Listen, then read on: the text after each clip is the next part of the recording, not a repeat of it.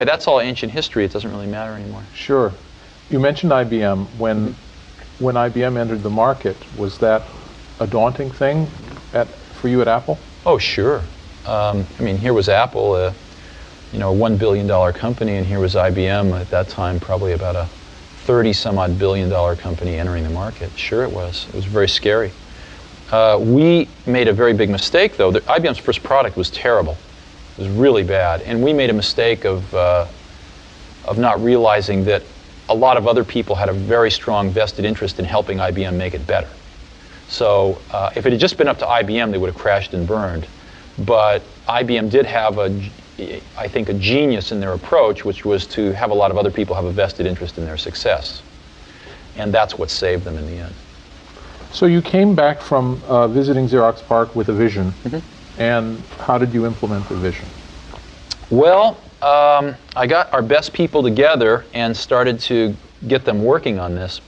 The problem was that we'd hired a bunch of people from Hewlett-Packard, and they didn't get this idea. They didn't get it. I remember having dramatic arguments with some of these people who thought the coolest thing in user interface was soft keys at the bottom of a screen, you know. They had no concept of proportionally spaced fonts, no concept of a mouse. Matter of fact, I remember arguing with these folks, people screaming at me that it would take us 5 years to engineer a mouse and it would cost $300 to build. And I finally got fed up. I just went outside and found David Kelly Design and asked him to design me a mouse, and in 90 days we had a mouse we could build for 15 bucks that was phenomenally reliable. So I found that, in a way, Apple did not have the caliber of people that was necessary to seize this idea in many ways. And there was a core team that did, but there was a larger team that mostly had come from Hewlett-Packard that didn't have a clue. Well, it becomes this issue of professionalism. There's a dark side and a light side to it, isn't well, there? No, you know what it is? No, it's not dark and light. It's that people get confused.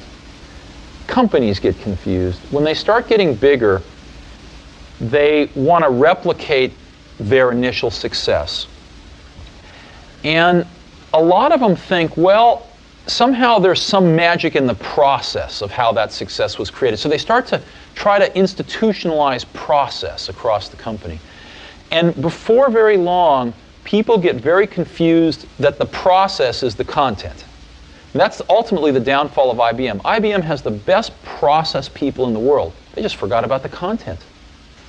And that's what happened a little bit at Apple, too. We had a lot of people who were great at management process. They just didn't have a clue as to the content. And in my career, I found that the best people, are the ones that really understand the content, and they're a pain in the butt to manage, But you put up with it because they're so great at the content. And that's what makes great products. It's not process, it's content. So we had a little bit of that problem at Apple. And that problem eventually resulted in the Lisa, which had its moments of brilliance. In a way, it was very far ahead of its time. But there wasn't enough fundamental content understanding. Apple drifted too far away from its roots. To these Hewlett-Packard guys, $10,000 was cheap. To our market, to our distribution channels, $10,000 was impossible. So we produced a product that was a complete mismatch for the culture of our company, for the image of our company, for the distribution channels of our company, for our current customers. None of them could afford a product like that. And it failed. Now you and John Couch fought for leadership of the Lisa. Absolutely, and I lost. That's correct. How did that come about? Well, I thought Lisa was in serious trouble. I thought Lisa was going off in this very bad direction, as I've just described. And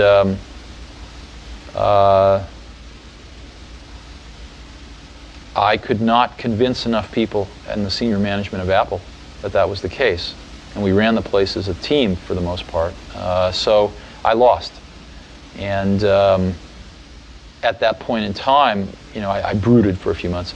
But it was not very long after that it really occurred to me that if we didn't do something here, the Apple II was running out of gas. And we needed to do something with this technology fast, or else Apple might cease to exist as the company that it was. And so I formed a small team to do the Macintosh. And we were on a mission from God, to save Apple. No one else thought so, but it turned out we were right. And as we evolved the Mac, it became very clear that this was also a way of reinventing Apple. We reinvented everything. We reinvented manufacturing. I visited probably 80 automated factories in Japan, and we built the world's first automated computer factory in the world in California here. So we adopted the 68,000 microprocessor that Lisa had. We negotiated a price that was a fifth of what Lisa was going to pay for it because we were going to use it in much higher volume. And we really started to design this product that could be sold for $1,000 called the Macintosh. And we didn't make it. We could have sold it at $2,000, although we came out at $2,500. And we spent 4 years of our life doing that. We built the product. We built the automated factory, the machine to build the machine. We built a completely new distribution system. We built a completely different marketing approach. And I think it worked pretty well.